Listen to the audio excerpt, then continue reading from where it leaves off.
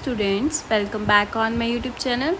Students, in this video we are going to discuss about the all type of matrices. ठीक है, first of all we are going to discuss about the row matrix. Then what is the row matrices? Okay, row matrices, a matrix having only one row. जिस matrix के अंदर सिर्फ single row होती है बेटा, उसको हम क्या कहते हैं? रो मैट्रिसेस. फॉर एग्जांपल, आपने एग्जांपल क्या लिया बेटा? 2 5 7 9. ये क्या है बेटा? इसमें ओनली वन रो है, ठीक है, एंड 4 कॉलम्स है. Then this type of matrices is called the बेटा रो मैट्रिसेस. ठीक है, और आपको ध्यान कैसे रखना है कि जिसमें सिंगल रो हो उसको हम क्या कहते हैं बेटा? Row matrix. ठीक है, आई होप आप लोगों को रो मैट्रिक्स समझ में आई होगी. हाँ जी, चलिए अब हम आगे पढ़ते हैं. Column matrix. चलिए, a matrix having only one column is called the column matrices. Row में क्या था? जिसके अंदर सिंगल रो होती है उसको हम क्या कहते हैं? रो मैट्रिसेस. और कॉलम में क्या है बेटा? जिसके अंदर सिंगल कॉलम है उसको हम क्या कहते हैं बेटा? Column matrices. अब आप यहाँ देख रहे हैं कि इस 1 2 3 4 यहाँ 4 तो रोज हैं और 1 कॉलम है, तो इसलिए ये क्या हो गया बेटा? Column matrices. आई होप आप लोगों को समझ में आया होगा. और आपको याद कैसे रखना है कि कॉलम मैट्रिसेस क्या होती है? Only one column.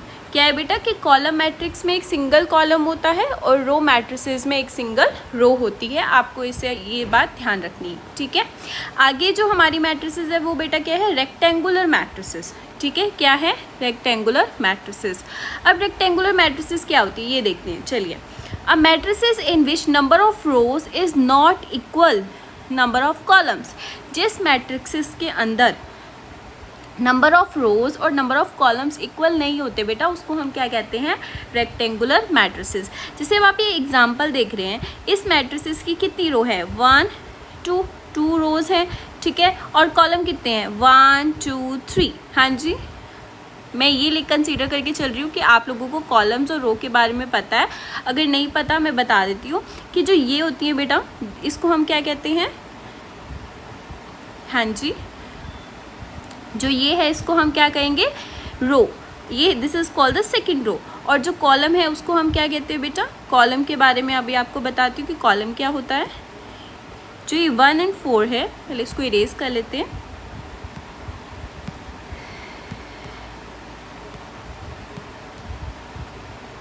हाँ जी, चलिए, 1 और 4 बेटा ये क्या है? हमारे कॉलम्स. ठीक है, तो आप लोगों को ध्यान रखना है कि जो ये है this is called a row, and जो वाइट येलो कलर में है उसको हम रो कहते हैं, और जो ग्रीन कलर में है उसको हम क्या कहेंगे बेटा? कॉलम्स. आप लोगों को ये ध्यान रखना है.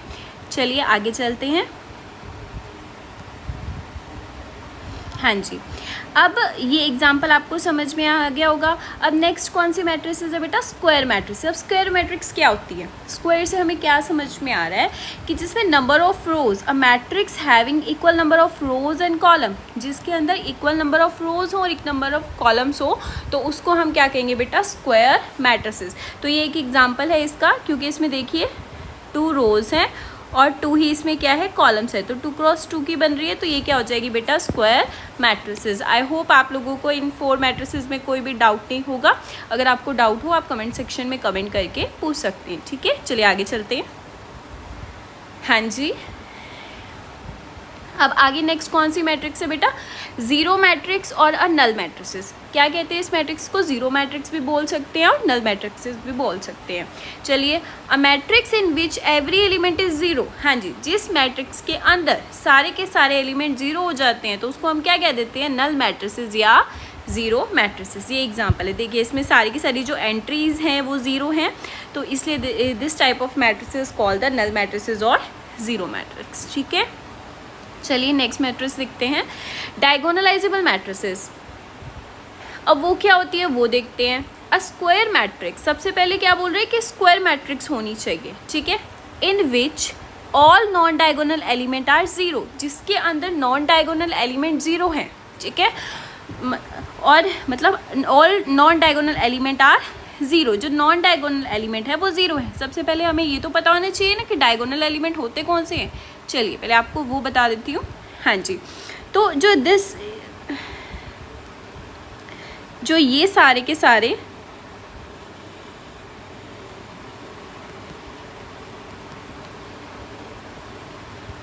हाँ जी, जो ये सारे के सारे एलिमेंट है ना बेटा, कौन से, अभी बताते हैं हम आपको। हाँ जी, ये जो सारे एलिमेंट हैं हमारे, ये दिख रहे हैं 4, 6, 9, ये हमारे क्या है बेटा, डायगोनल एलिमेंट्स है। ठीक है,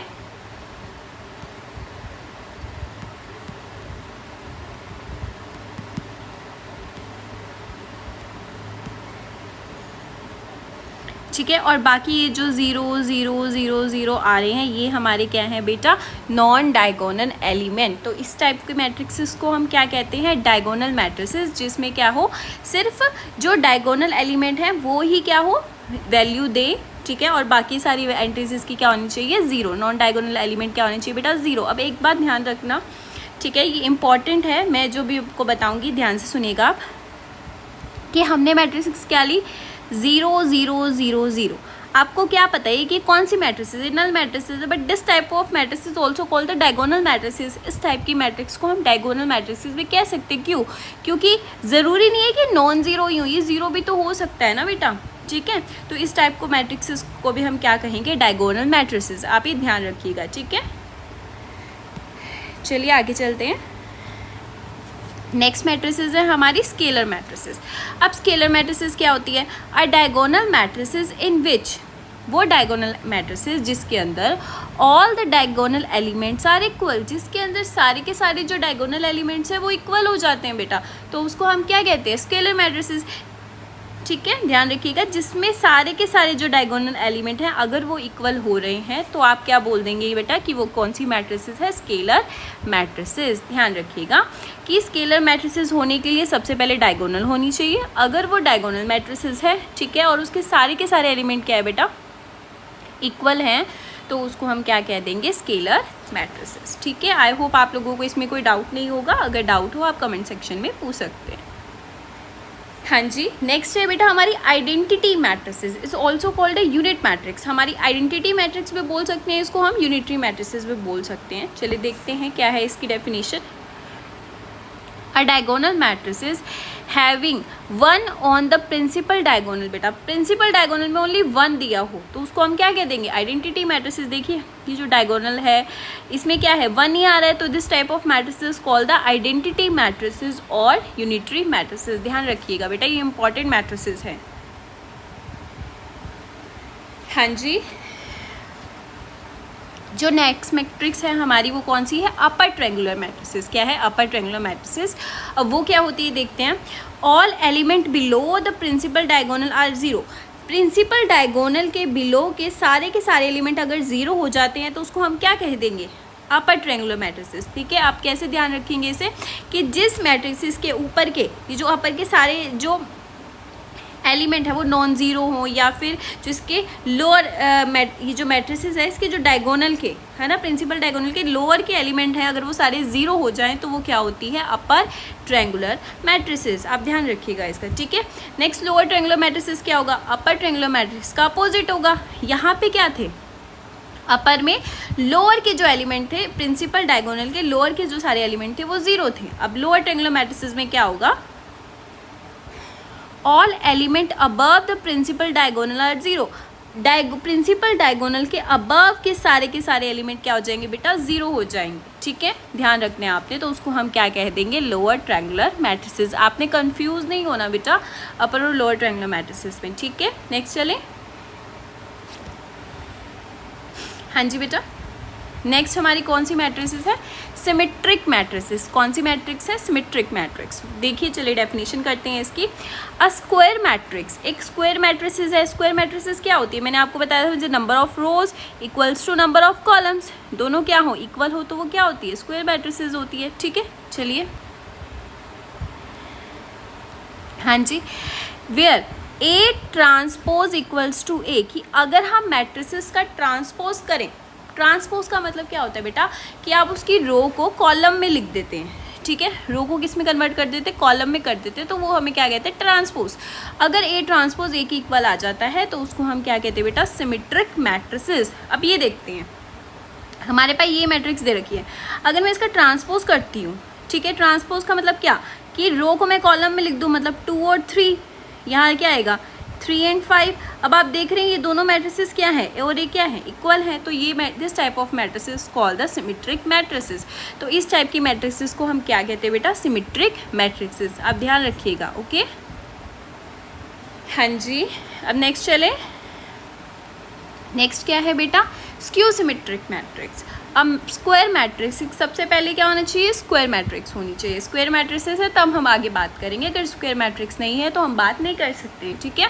square matrices satisfy A transpose equals to -A। यहाँ क्या हो जाए बेटा, अगर A ट्रांसपोज -A के इक्वल आ जाता है तो हम उसको क्या कह देंगे, स्क्यू सिमेट्रिक मैट्रिसेस। ट्रांसपोज यानी आपको बताया है क्या होता है कि रो को हम कॉलम में लिख देते हैं। अब जैसे ये मैट्रिसेस है, अगर मैं इसका ट्रांसपोज करती हूँ तो क्या आएगा, देखिए रो को कॉलम में लिखना है तो आएगा 0 4, रो को कॉलम में लिखेंगे क्या आएगा, -4 एंड 0। तो ये किसके इक्वल आ गया बेटा, -A के इक्वल आ गया। तो यहाँ से क्या पता लगा कि this is a skew symmetric matrices. और एक बात और ध्यान रखनी है बेटा आपने, ठीक है, वो क्या है बताते हैं हम आपको भी।